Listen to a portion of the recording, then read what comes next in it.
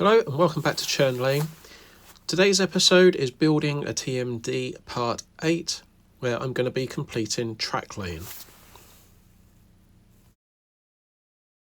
So here then I have the baseboard that I created in part 7 of this series. It includes also the underlay for the track, which is made from cardboard, and that just takes some of the vibration sound out when you're running locomotives across wooden bases. I already cut the slots out for the locomotive pits. Now all I need to do is just cut along through the cardboard to expose these ready for fitting. The cardboard is removed, the locomotive pits are inserted.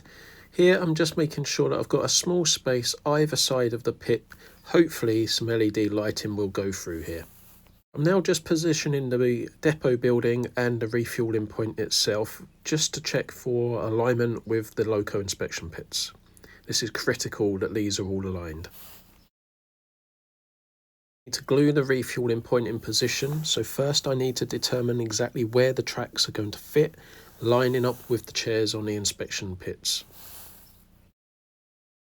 I can now carefully remove the track from the position and mark exactly where the rails need to go.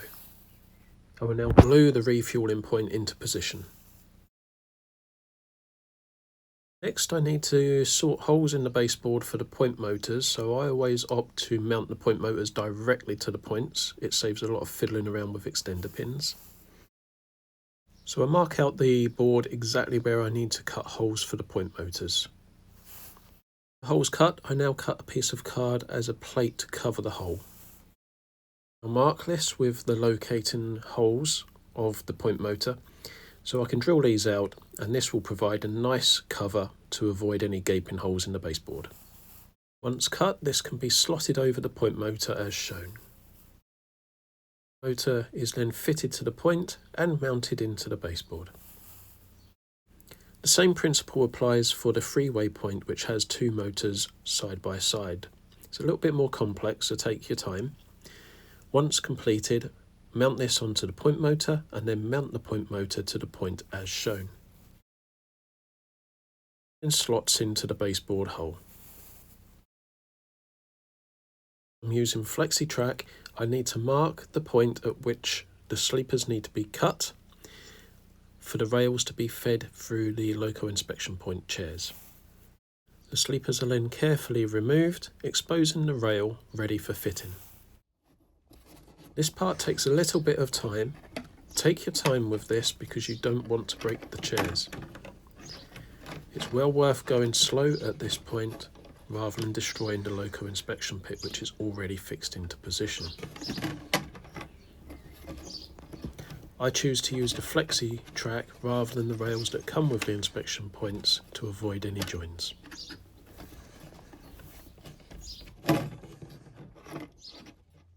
To allow track isolation, I'm using insulated points on one of the rails and on both ends of the points where it meets the next point. This so it isolates the section and also allows for the DC operation. I then repeat the same for loco road and refueling road 2.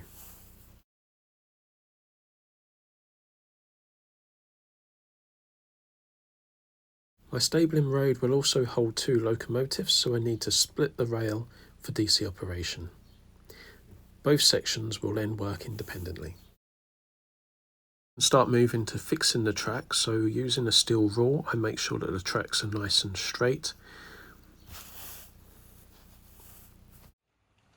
And I can fit the rails for the fuel tanker siding also.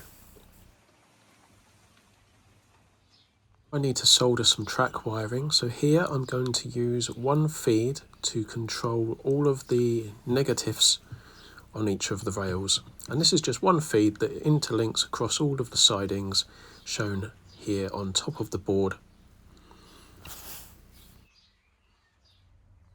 Always use different colours for your wiring.